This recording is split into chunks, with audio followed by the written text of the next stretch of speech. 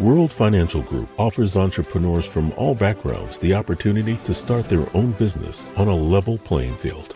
Dr. Yana Woodhouse, receiving the WCM Wall Street Pioneer Award by the United Black Wall Street of America, Inc., is one of those entrepreneurs. I see WFG and TFA as a place where African Americans with an entrepreneurial mindset can flourish. And the bonus, we help families and serve the communities across the country. To learn more about us, go to worldfinancialgroup.com.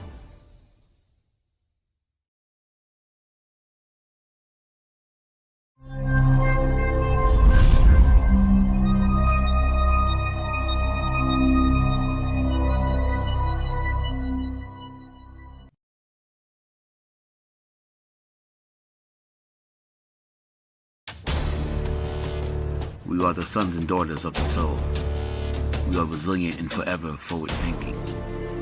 We ask for nothing else than the opportunity to live and to create the lives that we were meant to live. We want nothing but an equal chance at options and possibilities.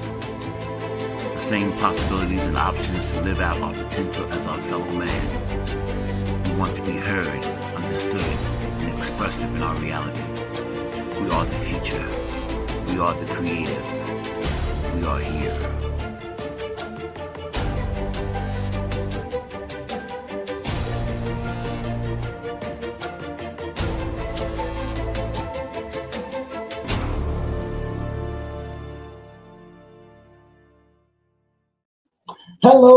Hello, and welcome once again to another fantastic Tuesday. My name is Tyrone Glover, and I am the Dress Down CEO of Leverage Credit Recovery. Welcome to the show, and thank you as always for giving me your Tuesday afternoon. Now it's actually evening, and giving us an opportunity to share with you some important new news, important new facts about credit, what you need to be doing in 2024 to find yourself obviously ahead of the game, being able to capitalize off the new credit laws, being able to capitalize off the past mistakes, being able to capitalize off the valuable information that we are delivering on a regular basis. Thank you. Welcome.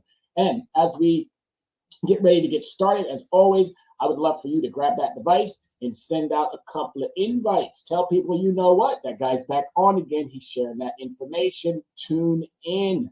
Before we get started, I want to give a shout out to, obviously, Soul City Network for making this possible. Soul City Network is a fantastic platform, and I believe you all should be tuning in. Great content, great information from a variety of wonderful, stellar individuals who have a skill set in their area of expertise, who deliver it every single week. Soul City Network is on Verizon TV. We are on Verizon, Comcast, Roku, Fire TV, Apple TV. We are out there delivering upon the expectations that this wonderful network has set out for us, and that's to give and make sure that our people have what they need to be able to move through the challenging circumstances that we have been confronted with. It's not only going to get harder, folks. It's only going to get harder, and you're going to need the help of the experts. And being an expert in this realm of credit, I am so grateful and pleased to be a part of this wonderful network. Also want to give a shout out to the creator, because without him, none of this would be possible. None of this. But as I always do, I want you to grab that device, and I want you to go to your favorite social media site, and I want you to send out some invites. Come on, do me that for me. As we go through the program today, and as we always go through the programs, what I also like for you to do is send some questions. We're on YouTube. We're on Facebook. Send us some questions. I know you got them. So send them to us. What we're going to be talking about today is a near and dear topic to my soul, and I hope it is a near and dear topic to your soul. When does debt fall off your credit report? Now, I know you're probably wondering, wow, credit report, debt's on there? Yes. There's debt on your credit report. It's called a charge-off. And sometimes the charge-off ends up staying on your credit report. But we need to know, when does negative things fall off your credit report? And that's what we're going to be addressing today. Making sure that you understand how to navigate through. I'm going to share with you also my link tree, and I'm also going to share with you something that just popped over my came through an email about the CFPB. If you don't know the CFPB, they're called the Consumer Financial Protections Bureau, and it's related to student loans. And I think I need to do a show on that because there's some great information that just popped up, and it's referencing an April timeframe that those of you who have student loans, you should be looking into this. Because even though the Biden administration was unsuccessful in the courts to get the student loans removed from individuals, or the debt removed, not necessarily the negative information, but we want not just the debt, we want the negative information equally removed. All right. So, but there's some great news, and I'll be sharing that as we move through the program. But again, thank you everybody for giving me the afternoon. Thank you for giving me the time. And I look forward to even more of these types of understanding. But let's go ahead and roll that tape. All right, so the presentation today is how does debt fall off your credit report?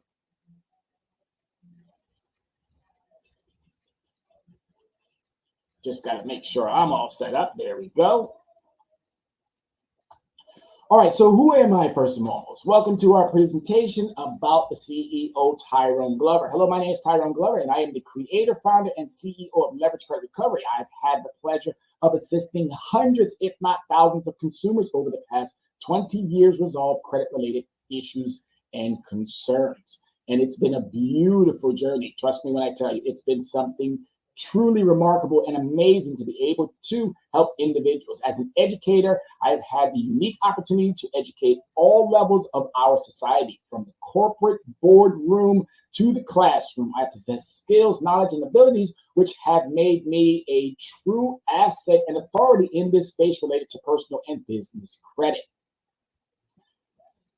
Disciplined, committed, highly educated veteran of the United States Army and former corporate executive by way of European studies. I'm an enthusiast, an activist, an advocate for our most vulnerable, our students, our seniors, those of us who reside in that working poor class, the ever-eroding middle class. This category that it just drives me completely insane every single time that I have to say it, but the full-time working homeless. These are our most vulnerable, who have been abused, deceived, and misinformed by all forms of predatory lending.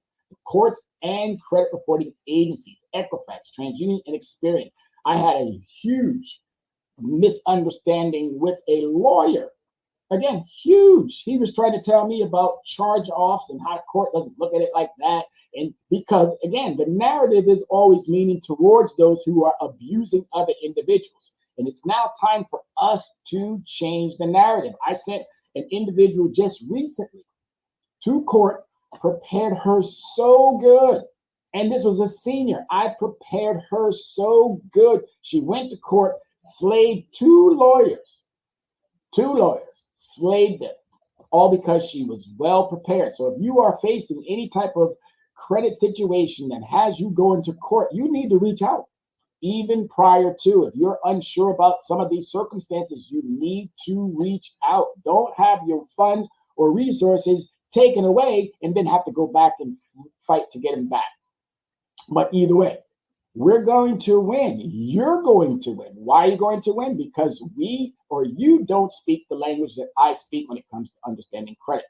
And my job is to educate you, coach you, so you can go into these courthouses and slay it like you should. 9 out of 10 times. Why am I saying 9 out of 10? Because 9 out of 10 times, these law firms and these collection agencies and these lawyers are buying debt, hoping that you don't show up because they know you're scared. They know you're intimidated. So they're hoping you don't show up and you get saddled with a garnishment. With the help of Leverage Credit Recovery, with the help of Tyrone Glover, I'm going to be able to help you navigate this and walk away with, again, mind you, with this dismissed with prejudice. That means it can never be brought back again. The client wrote me and told me that it was the most enjoyable time that she's ever had in the courthouse because of the fact that she was fully prepared. And that's what we do here at Leverage Credit Recovery. So we can, we must, we will improve the financial lives of the working poor and the ever-eroding middle class, and the category, as I keep saying it, it disturbs me every single time that I have to say it, the full-time working homeless. That's those who do not have a residence, do not have a physical residence that they can call their own. Some of them are living in cars. Some of them are living in hotels. Some of them are living in some of the most horrible conditions because of the fact that New York State, California, all these coastal cities, their rents are, again, as that individual said, too damn high. I'm sorry. Sometimes we use adult language on this program. I know we're a PG, but sometimes one of those slips out every now and then. All right. But again, my name is Tyrone, and I'm here to make sure you have to know. The more you know, the more you grow. So the table of content today, we're going to be talking about. So let's just jump right into it. Number one, how long does debt stay on your credit report? How long a collection stays on your credit report depends on the type of loan you have. Derogatory items may stay on your credit report for 7 to 10 years or more, according to the Fair Credit Reporting Act. Traditionally, it's 7 years. There are some items that can stay on for 10 years, and there are some items that could stay on a little bit longer than that. But primarily, it's 7 years. And if you know how to negotiate them off prior to the 7 years, you just have to have the skill set. You need to know these laws because there are 5 credit protection acts that are there to protect you. And my job is to make sure that you know all 5 of them. And then they don't believe that we as consumers are savvy enough, are smart enough, are wise enough. So they're going to constantly keep playing us. They think that we're going to be guilted into signing another, which too many of us have, signing under a contractual obligation to something that you technically do not have to pay. I'm going to say it again. You do not have to pay because the information that you're being given is not valid. And this is the big key to all of this. It has to be validated. And again, validation doesn't necessarily mean that they can give you some old information. It has to be the most up-to-date information. And validation, that's what that means. Up-to-date, as current as possible. All right? So again, even though, you have said 7 to 10 years or more, there's still that law, Fair Credit Reporting Act, along with others, consumer protection that protect you as well. Do you still have to pay a debt that falls off your credit report? Your debt isn't simply erased once it falls off your credit report, but you're liable for owing. It may vary if the debt is past the statute of limitations. Now, I'm going to add a little bit more to that, okay? Statute of limitations in most states, again, every state has their statute of limitations, so just type in your Google browser, Safari, or wherever you get your searches, Internet Explorer, wherever. Type in statute of limitation for your particular state, and it will tell you about debt. And it will give you a list of all kinds of things that fall under that statute.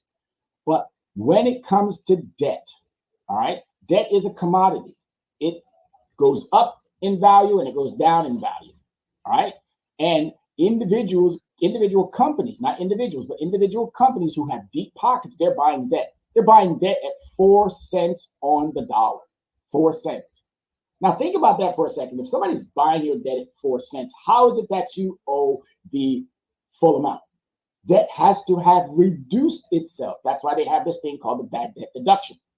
And this is where the courts are oblivious. This is where the courts refuse to do what they're supposed to do, which is look into all aspects of the law to make sure that there isn't no malfeasance going on. And let me tell you, be firsthand to tell you, there's a ton of malfeasance going on. A ton of malfeasance. And we have to put a stop to that, because if we don't put a stop to this, individuals are still going to be taken advantage of. This is why I'm making this so an issue, that we all understand the things that we're going to have to do to prevent this from happening. Okay? It's really, again, too much of it is going on. Too much of it. If you have never paid off the debt and the collector is within the statute of limitations, you're still liable for it. True to some degree. All right, true to some degree. You're still liable for that debt, but it's now reduced because the original creditor has taken now the tax deduction that comes with the loss of that debt, the worthlessness of that debt. Okay, worthlessness. And this is where the law and business sometimes gets a little bit confused. Not saying that a judge is confused, because I said that in court one day and the judge looked at me like, oh, I was just a piece of dirt. I was the smallest thing on the face of the planet. Oh, I'm a judge. I don't get confused. Oh, yes, you do. You get confused, as we all do as human beings. You get confused. But I didn't go back and forth with her. I just let her have her day and have her way because it's her courtroom. But I definitely made myself clear that what she was uttering, or what the other individual was uttering, was not true, was not factual. All right? It has to be factual in law. It has to be factual in, well, it has to be factual in law. Period. Bottom line, has to be factual in law. And if it's not factual in law, again, got to dispute it. Don't like the word dispute, but we have to challenge it, because that word disputes means it's something that you did not do. And this is where we always get tied up into these types of understandings. All right. The creditor can call and send letters, sue you, and get a court order to garnish your wages. But prior to all of that, you saw where it said can call you, send you letters. So if you start getting calls, you start getting a letter, you need to answer your phone. Stop running from your phone. Answer the phone. Stop running from the mailbox. Go and get those letters. Open them up. Look at them. And if you are still shocked and amazed and surprised, or whatever the case may be, reach out. That's where we can help you make sure that you're not being taken advantage of. But if you don't know, you're never going to do anything. Now that you know, get in front of it. Take care of what you need. All right? The lawyers are getting richer. The debt collection companies are getting richer. And how are they getting richer? Because of the fact that we as the consumers, we're not doing our part. And that's all we need to do is our part. I know you see me putting up my hand, and I got this really cool camera, and it moves around, and it's really an awesome camera when I'm doing my other shows where I need to be walking around. So my apologies if you see my hand pop up every so often. All right? Let's keep it moving. This is so great. Number 3, how long do collections stay on your credit report? If a creditor's information regarding an account delinquent is valid, the collection record will exist for 7 years, starting from the date it was filed. All right, so it's really important to understand, when did this go into collections? Looking at and understanding, was it in collections prior to it being put on your credit report? Is there some time frame that you might be able to determine that this was put on there prior to anything? If yes, by all means, what you want to do is you want to reach out to whomever may own that debt. As I stated, if you start getting phone calls, state your name with I am a individual that they may be looking for. So if I got a phone call stating, hey, we're looking for Tyrone Glover, and the individual on the opposite end doesn't disclose that this is a debt collection company, they may say that something like that, but you want to know what's the name of the company. Oh, we are a debt collection company calling on behalf of, that behalf of should be another huge red flag, letting you know that this is not the original creditor. This is probably someone who, again, bought the debt at 4 cents on the dollar. So they're believing that you as the individual may not know what's going on. All right? So don't get caught up. You get that phone call, you hear what I have just said. Your job is to say, I am a Tyrone Glover, or I am a so-and-so, or I am a person of interest. All right? Don't say that you are the individual, because guess what? These calls are being recorded for quality assurance and training purposes. You're not doing anything that's going to compromise anything. What you're doing is you're not giving up too much of your private information, because you are under certain guidelines of the law. You're protected. All right. Your information and your identity is protected, because there's a lot of schemers out there. There's a lot of individuals and companies doing some stuff that, according to what I understand, are borderline criminal, if not criminal. All right. So we got to be careful. We got to be informed. And if we're not careful or informed, we need to find someone who is, that can help us, making sure that we do not find ourselves in these situations that we don't necessarily need to be in. We're going to own up to what we did. No question about it. And that owning up is roughly about 10%. That's, yes, I said 10%, because 90% of the majority of what's on your credit report is on there due to malfeasance of Equifax, TransUnion, and Experian, especially if it's negative. Especially if it's negative. Should I say it one more time? Especially if it's negative. And that negative information has permeated the African American community, it's permeated the Hispanic community, it's permeated those areas that I already mentioned previously too, which is the working poor, the ever eroding middle class, and those who again, category full-time working homeless. I want you to just hold on to that for a minute. Full-time working homeless. That means you got a job.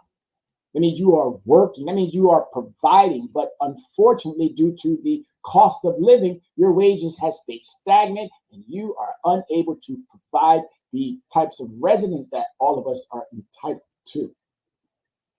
And it's shameful. The account negative, here's how it typically works. When a creditor considers an account negative, the account may be handed over to an internal collection agency. Let me tell you something about those internal collection agencies. The businesses that have given you that loan, they don't really want to deal with trying to collect on it, because if they wanted to collect on it, they would have restructured a brand new understanding with you. They would have said, hey, you know what? We're going to lower them interest rates. We're going to help you get out of whatever situation that you may find yourself. But business is about business. And trust me when I tell you, I understand it and I get it. But business of finance should be a bit more understanding. They're not because they're greedy. They're selfish. They do not care about the individuals that they themselves have put in harm's way. All right? Do not. Perfect example, student loans. Need I say more? Student loans. Lied to students for decades, telling them, oh, you're going to stay around 3%, 3.25%, never going to go higher. Sold that off to Navient, and Navient again went in 12%, 18%, some crazy numbers. That's why Navient also was sued by the CFPB, Consumer Financial Protections Bureau. There's so many lawsuits in regards to student loans that it's shameful that the Supreme Court would not say, bye, see you later. All that does is put money right back into the economy. It doesn't make anybody else feel lesser than, or somebody else is now paying for somebody else's student loan debt. That's not how it works. That's just like the same situation when it comes to, oh, we don't want to support this group or that group. Why are we giving so much aid to this country or that country when they're in a skirmish or some type of a confrontation with another country? You do understand that the United States is a business, and 90% of what we are giving when we give aid, that's not free stuff. They have to pay us back. So we get back 90%. But this is what happens when you remove civics out of the K through 12 preparatory stage. This is what happens when you remove financial literacy and financial intelligence out of the K through 12 preparatory stage. I was teaching somebody last week, a college student, and the things that I was coaching and teaching this individual on, she told me she has never learned in college. Boom, head blew up, exploded. By the way, this is not my original head. The first one is gone. Just kidding. But again, you get my point. Pretty sad to understand that. Pretty sad to realize that we as a nation have turned our back on 60 to 70% of the society, all because of the fact that we just don't care.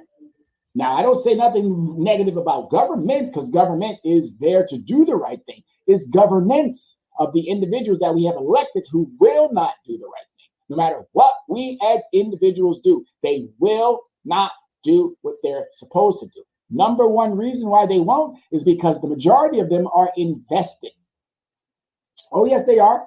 They are invested. And when you're invested, you're never going to be able to hold individuals accountable for the work that they're supposed to be doing for the people.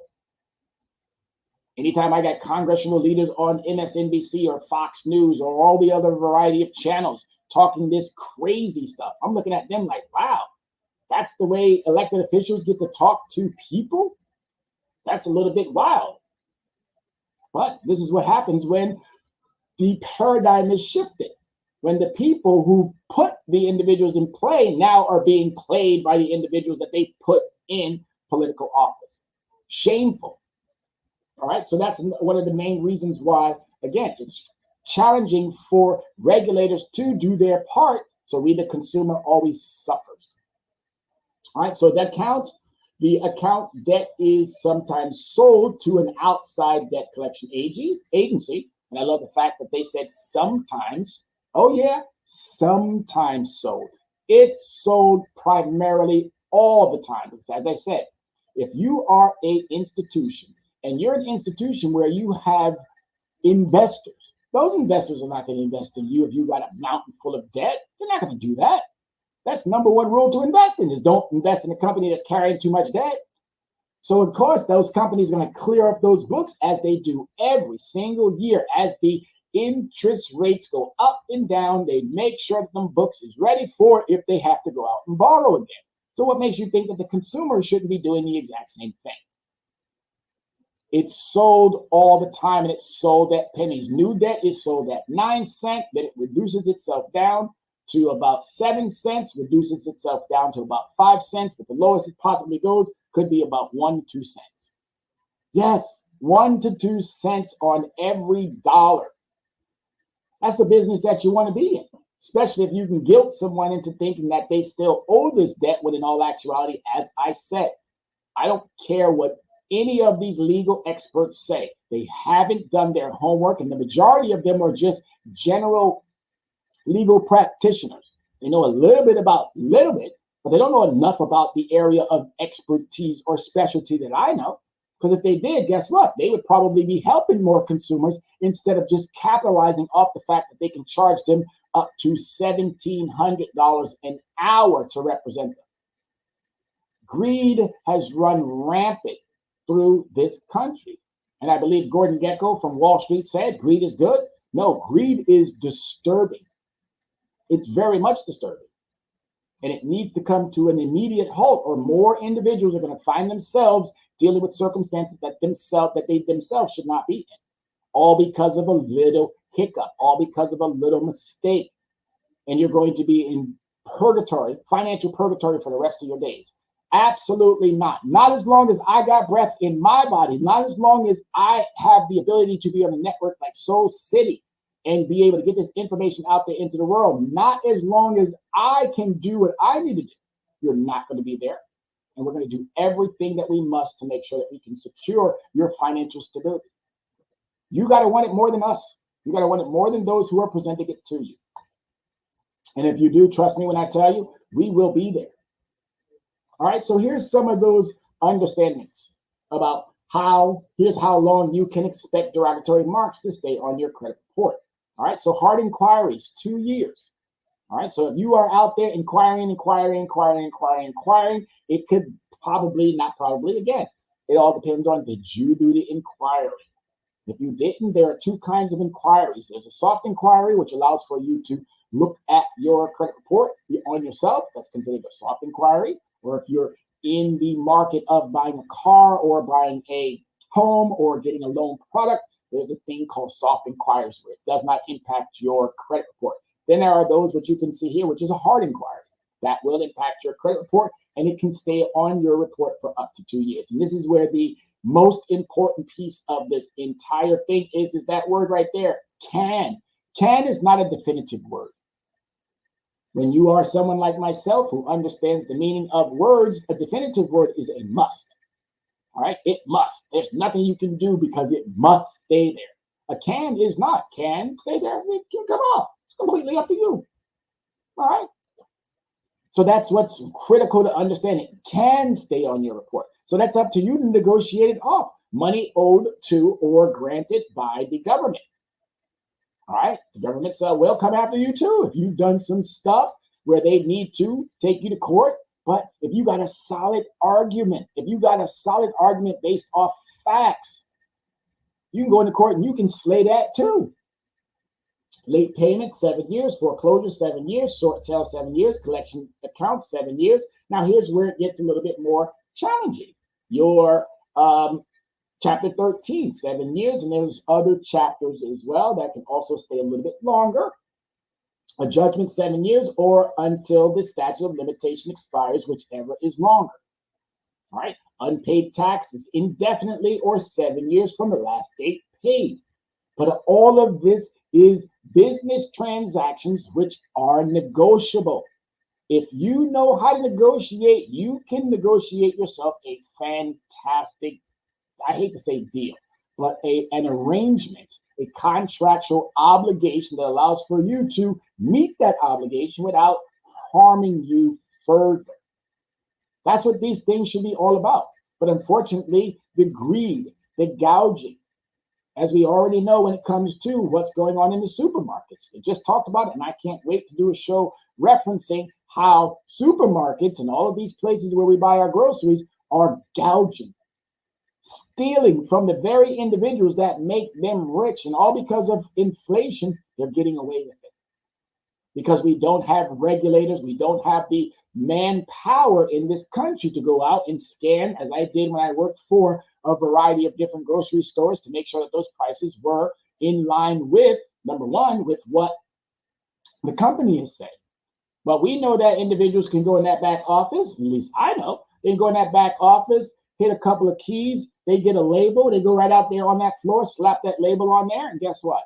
The consumer doesn't know any different. They just went around scared and wondering how come the government's not protecting my pay. You got to get smarter, folks.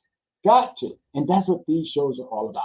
All right. So you got judgments, you got unpaid taxes, unpaid student loans indefinitely. But as I told you, student loans have been the biggest money grab for so many of these debt collection companies. The biggest money grab. This is the great grift.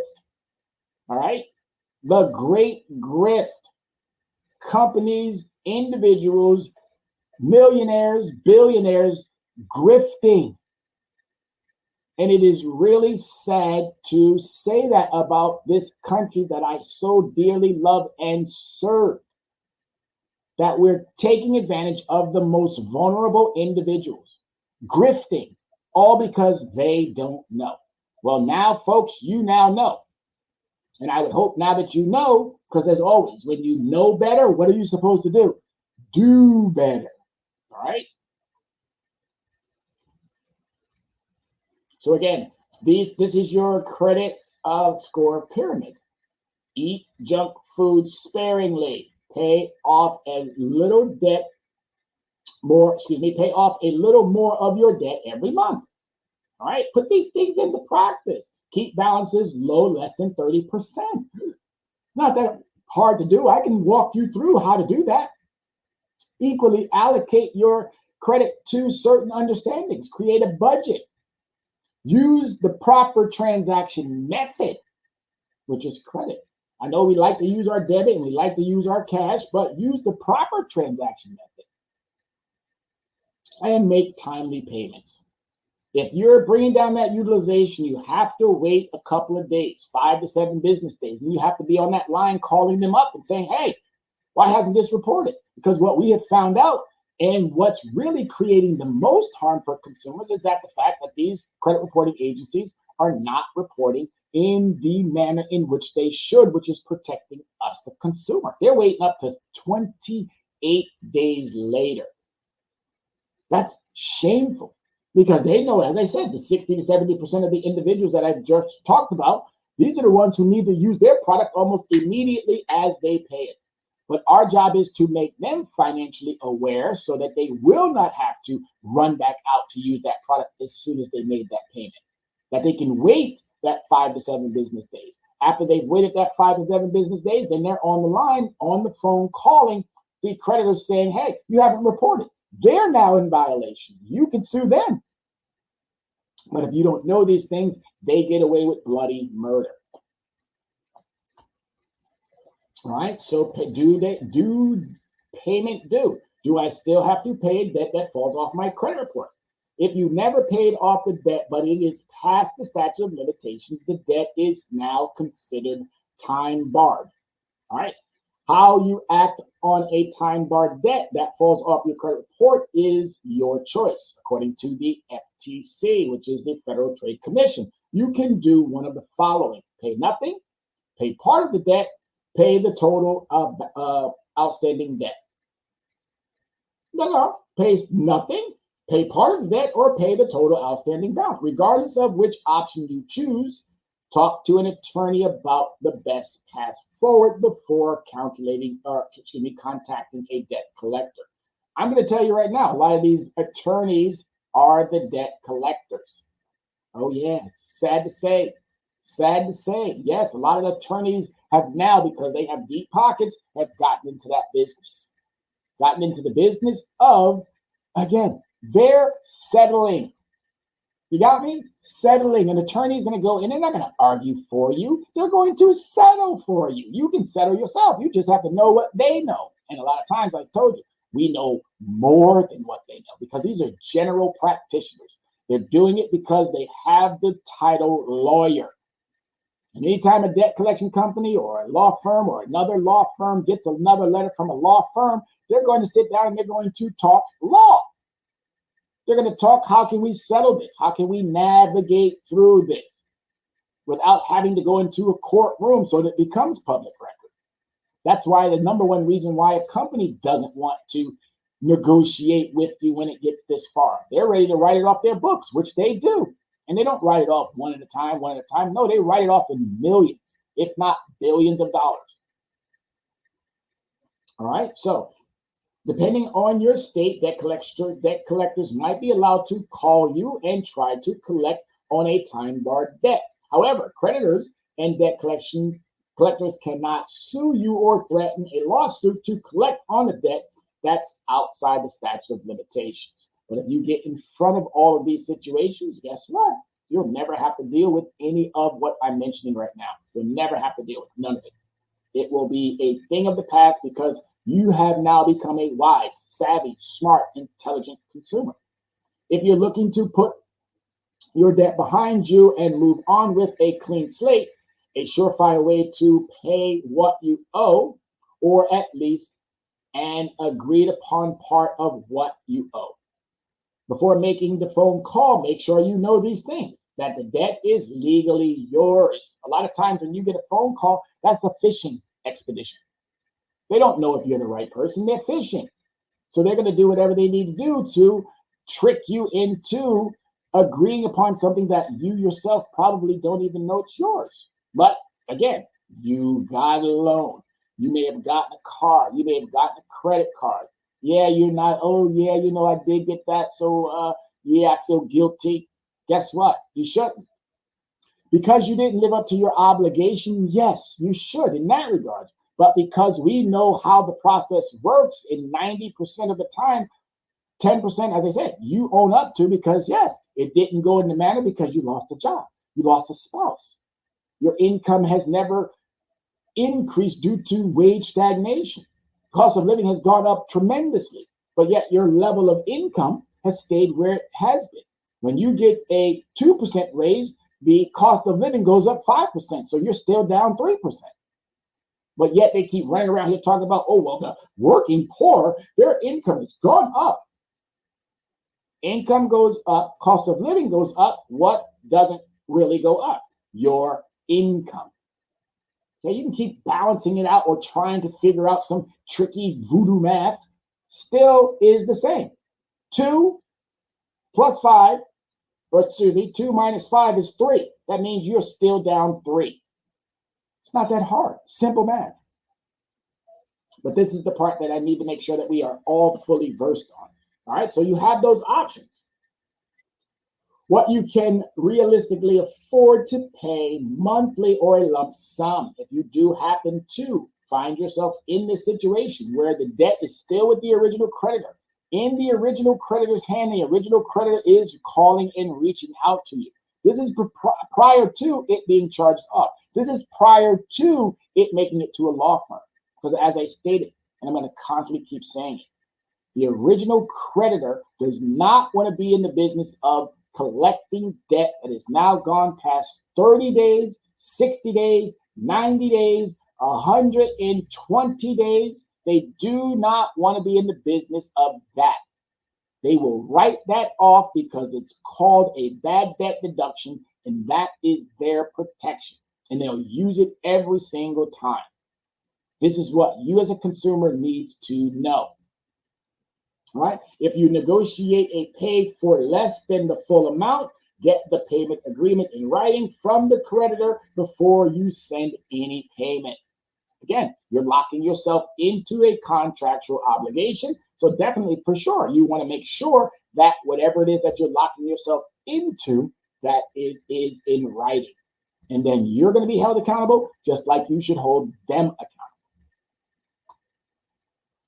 All right. How long does collection stay on your credit report? If a creditor's information regarding an account delinquent is valid, the collections records will exist for 7 years, starting from the date it was filed. Here's how this typically works. When a creditor considers an account negative, the account may be held over to maybe handed over to an internal collection department. We already talked about that. For the most part, they're not doing that any longer. All right. 30 days, 60 days, 90 days. When they charge that item off, that means that their hands are wiped clean. They do not want to negotiate with you any longer. They always tell you if you get something in the mail or you reach out after an item has gone that far, they tell you, oh, it's at our collections company or it's at our internal, which you really very rarely will hear that word. Or we got to connect you with our debt department, or however the adjective that they may be using. Most of the time, that's an outside organization. So they'll give you another number. Very rarely do they transfer you over to an internal. As I told you, they don't want to deal with that. So guess what? They don't have those departments any longer. Very, very, very, very, very, very, very rare. That's not their job. Their job is to make money, not to lose money. The account debt is sometimes sold to an outside collection agency. This often happens when, as I said, when you are about 6 months behind on your payment. It's not even 6 months now, 30 days. 30 days. You are dealing with algorithms and you are dealing with AI. Believe me when I tell you, those algorithms have been set up not to help you. Do you think that's what they're doing? They're setting up their algorithms to make sure that you, the consumer, is going to be protected? Absolutely not. They're setting up their algorithms to make sure that that bottom line keeps getting fatter and fatter and fatter and fatter. And the law, unfortunately, because we don't know it in the manner in which we should, is literally helping them. All right. Around 180 days after the original due date of the payment, the collector might sell the debt. There's no might in that. The collector will sell that debt to a collection agency. Now, this is according to Sean Fox, CO, president of the Freedom Debt Relief. Now, Sean and I have no understanding together. We do not have any connection, but it was nice to be able to reference someone, and I hope he's listening, and I hope others who might be listening as well, the Freedom Debt Relief, reach out to us, because we would love to have a little sit down with you to clarify whether or not the information that you have provided is actually accurate. But I can tell you, based off of my experience, sorry guys, you need an update.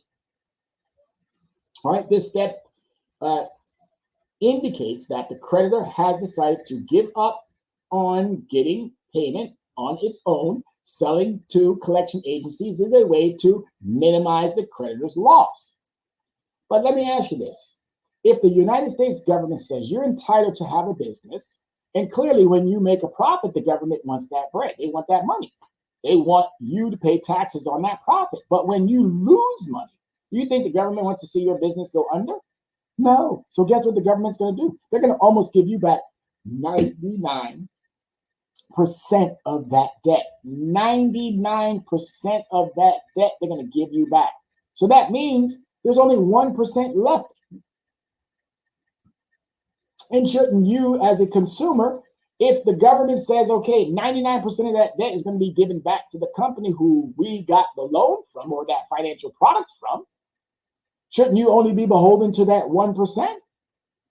You would think so. Because how is it that they can get the money back from the government and then still go after you for the exact same amount that they just received back? So if anybody, you should owe the federal government, but the federal government's not going to come after you because the federal government is doing what the federal government does. Writing laws, make sure that they're enforcing those laws. That's what the government does. All right. At that point, you will start to hear from a debt collector who now has the right to collect the payment, who now has the right because they did what? They purchased that debt. But here's the caveat. Even though they purchased the debt, they don't know who you are. They have no clue. That's why they have to reach out by letters. That's why they have to reach out by phone calls to try to fish around, because there is something called the Privacy Act that protects your information. The original creditor may be able to sell all that debt in bulk, but guess what they're not able to do? They're not able to sell your private information. So the debt collector is buying it in bulk and they have no clue who you are. That's called change of custody. Just like when you sell a vehicle. When you sell a car, there's something called a pink slip. When you sell a debt, there's something equally called that pink slip, change of custody. And until that has been established and the original creditor has now collected, how do you believe that you owe someone that you've never been in a contractual relationship with? Need I say more? I told you we are good, folks. We are good. Did we got any questions yet? Anybody drop a question for us in the chat or on YouTube? Yeah, by all means, please make sure if you have a question. We're about 15 minutes from wrapping this up. But if you got a question prior to this ending, by all means, drop us a hot one. Or again, send it out in a email. Send it out per the Twitter, or excuse me, not Twitter, but for the social media pages that we have available. Send us those questions because I know you have them. All right. Unsecured debt like credit cards and personal loans are generally sent to a collection agency and can be handled internally. But as I stated, businesses are not in the business for collections. Businesses are in the business for making a profit. And collections takes away from that making a profit. So they're going to get rid of that debt, and they're doing it on the most expeditious way possible. 30 days. 30 days. I had a friend of mine tell me that his car payment was just about due or just about up. 2 or 3 more months. He gets a letter from the most horrible, the most disgusting, the most, I believe, in my opinion, criminal financial institution known to man, which is Wells Fargo. Yeah, I wish the CEO, the CFO, the COO, or whoever, shareholders, board members, reach out to me and I'll tell you to your face. But you'll never do it because you know that you guys are the worst bank ever, financial institution ever, Wells Fargo. All right, so as I said, unsecured debt like credit cards, personal loans are generally sent to collections agencies or can be handled internally. If you fail to pay a secured debt like an auto loan or a mortgage, foreclosure or repossession are the most common approaches for creditors to begin regaining loss. But again, another one of those tricky type of voodoo type of don't believe your lying eyes. So you get a car, and for whatever reason, you cannot keep up with those payments. So that car gets repossessed. The lender or the original creditor is going to repossess that vehicle. They're going to take it and send it to auction. Auction is going to sell it clearly for much lower. But again, they're still selling it, and you never really truly know what the full amount was. And this is where it gets tricky. If they tell you they sold it for $5 and it's a $40,000 car, you think they're going to take that much of a loss? Absolutely not. I know auctions, how they operate. Okay, again, yes, they're going to sell it for far less, but they're not going to sell a $40,000 car for $5,000 and try to collect from you. Shenanigans are going on in this whole swapping, buying, and selling of debt. And you, the consumer, because you are not fully versed on what transpires, you're being set up for failure. Further failure. It's really important to understand these things. And once you do, you're going to be able to make the necessary adjustments. All right. So if a creditor information about a collection is inaccurate, a dispute can be filed against the claim. And I don't like to say disputes because a dispute basically means I didn't do it. So you're already setting yourself up for failure just by responding to a word that you technically should know more about. You want to challenge the validity of any type of collections activity. Challenge the validity. Understand those words. I gave you two important pieces to take away today. One, when that phone call rings and you have to answer it, make sure you say, I am a individual that you may be seeking. And when it comes to this, understanding that again, if a creditor's information or information about a collections is inaccurate, you have the right to challenge. Think about this. When we as individuals who were enslaved were emancipated, you know, they wrote into that very same text that if you had a criminal record, that you would still be a slave. Guess what they did? As soon as they emancipated individuals, you looked at a white person, went to jail. You spit on the ground, went to jail. You did anything remotely close. You killed a fly, going to jail. That was my pet fly. I can't believe you killed my pet fly. Jail, because they still wanted to capitalize off that free labor. Same thing here. They want to capitalize off the vulnerable individuals who know nothing about the contract relationships that they themselves get into. That's why they created me. That's why I am the most important person at this particular time frame in our history to help African Americans, to help Hispanics, to help Black males, to help Black females, to help all ethnic groups who might be dealing with one of those categories that I just mentioned. Are you a working poor? Are you part of the ever-eroding middle class? Are you one of those who are living in circumstances that do not allow for you to have a full-time residence, but yet you have a full-time job? You need to be calling Tyrone. You need to be picking up that phone and sending out an email. You need to be finding some way to get in touch with me so that I can help you navigate and find yourself on the better end of your credit concerns. All right, so filing a dispute may require extensive evidence and even an investigation to remove any disingenuous reporting. All right, disingenuous. Love that word because there's a lot of disingenuous reporting going on out there. So for several years now, the major credit reporting agencies have treated medical debt owed directly to providers slightly different than other types of debt. Some of the credit agencies will even ignore medical collections account that is less than 6 months old. This is because they do not necessarily view medical debt as an indicator of credit risk, because medical debt takes a lengthy process to go through, and there are so many other elements to that. And that's going to be a later show for a later time frame where we're going to dive deep into that medical debt. In addition, the grace period given consumers time to resolve disputes with medical providers or insurance companies, because a lot of times you are covered. It's just because the agency or the institution of hospitals, unfortunately, they got a lot of stuff to deal with. And I still can't understand why is it that I go to one hospital, but I end up getting 5 or 6 different bills. They have to figure that stuff out, not us. We should not have to figure that stuff out. They should.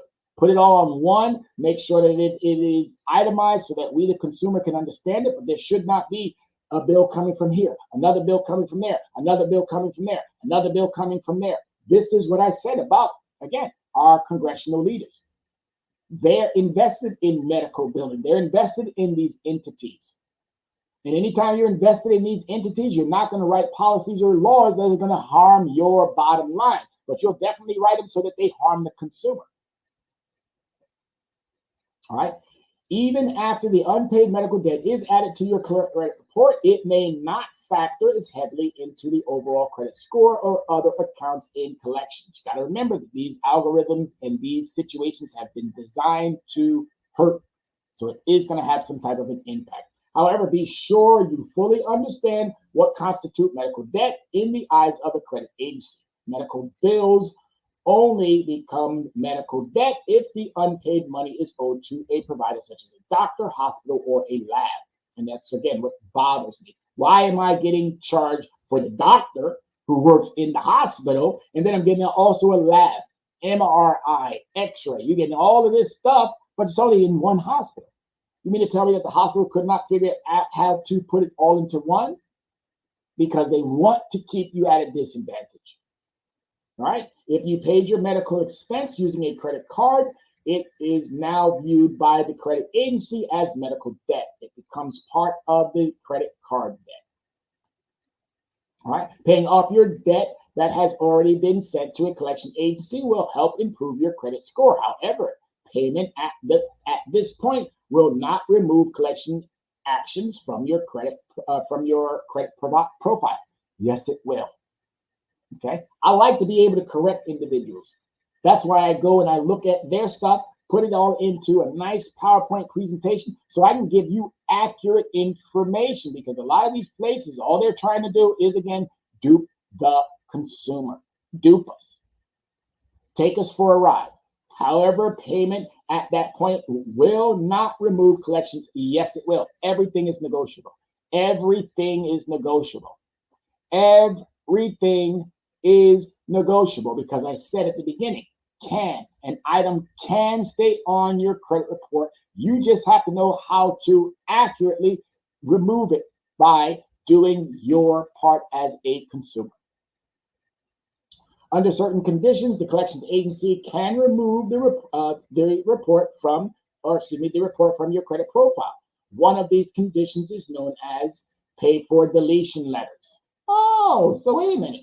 I can't negotiate it off, but you'll take my money to get it off. Shenanigans. Again, can't negotiate it off, but you'll definitely take a paycheck to get it off. Come on now. Stop. Foolishness. All right? A pay for deletion letter is negotiation tools where the creditor or the lender agrees to remove the account from credit reports in exchange for payment for the debt, typically more than the account is owed. Of course, they want to charge you more, but by law, you don't owe anything to anyone unless you get into a new contractual relationship. By law, the individual has to disclose their actual loss. And if that loss has already been written off and they've already collected a tax liability for that loss, then they have to disclose how much they got so that you can pay the remaining amount. If they got 99% of that money, that means there's only 1% left to pay. They don't disclose any of this information, so it's up to you to negotiate that now that you know that. All right. The strategy is best suited for smaller lenders, as most major lenders are not open to this type of negotiation. Of course not. Why? Because they've already collected. Little mom and pops may not know it. So yeah, they might come after you with a law firm because they don't know how to go about renegotiating it. All right. And is not something you should reasonably expect. You should expect every ounce of what you know. Your job is to go in there with facts about whom, what, when, where, and how. Do not, under no circumstance, agree to any law firm, any credit collections company, no one until you have spoken with someone who is a trusted authority in this area. And once you do, then you'll probably be setting yourself up for success. I'm about 3 minutes in, and I love this fact again that we go through this information in such great detail. I want to definitely come back to this on another day. What happens if your credit score has when derogatory marks fall off? Most negative information should automatically fall off your credit report 7 years from the date of the first missed payment. Again, most. And I love the fact that they use these words that are not definitive words. All right, leaving it open for interpretation. Can you ask creditors to report paid debt? You don't necessarily need to ask them. It's all part of their equation. Positive information on your credit report can remain there indefinitely because it's great stuff. So you want positive stuff to remain there. For example, a mortgage lender may remove a mortgage that was paid and agreed 10 years after the date of the last activity. It's up to the lender to decide why would you want positive stuff removed? You only want negative stuff that, again, has not been validated off your credit report. We are about 3 minutes out, and this is one of the most important things that I think everybody should definitely hone in on. If you want a copy of this PowerPoint, please let me know. Send me an email. Bottom line, you can build healthy credit over time by making on-time payments, monitoring your credit report, keeping an eye on your credit utilization, and avoiding unnecessary credit inquiries. It takes time to build credit, but it takes even more time to recover from neglected debt payments. Adverse credit marks influence your credit score less over time, but try to avoid falling captive to your debt in the first place. Do the business, folks. Doing the business of making sure that you stay on top of your credit. Ladies and gentlemen, I always want to thank you for the opportunity of doing what I do every Tuesday. Again, our contact information is, we use Linktree because our website now is under reconstruction, but go to our Linktree, that's linktr.ee/leverage credit recovery. You can also send us an email at leveragecreditrecovery@gmail.com and send us a text if you have any questions also equally in that regards. That's 805-428-9424. As always, I want to thank you for giving. Oh, I got a question. Wow, I learned more in 5 minutes listening to you than I have known my entire life. Thank you so much for that. That is such a warm, welcoming understanding, because this is what we do. We want to make sure that you guys are fully educated, fully versed, and I look forward to seeing that consumer again in future shows. Definitely share that information, but I so appreciate that comment. Thank you, thank you, thank you. By all means, ladies and gentlemen, it's time for me to say adieu. See you later. Adios. Hasta la vista. Bis später. Until the next time, ladies and gentlemen, you all be safe. Take care and take care, man. We are the sons and daughters of the soul. We are resilient and forever forward thinking. We ask for nothing else than the opportunity to live and to create the lives that we were meant to live. We want nothing but an equal chance at options and possibilities. The same possibilities and options to live out. World Financial Group offers entrepreneurs from all backgrounds the opportunity to start their own business on a level playing field. Dr. Yana Woodhouse, receiving the WCM Wall Street Pioneer Award by the United Black Wall Street of America, Inc., is one of those entrepreneurs. I see WFG and TFA as a place where African Americans with an entrepreneurial mindset can flourish. And the bonus, we help families and serve the community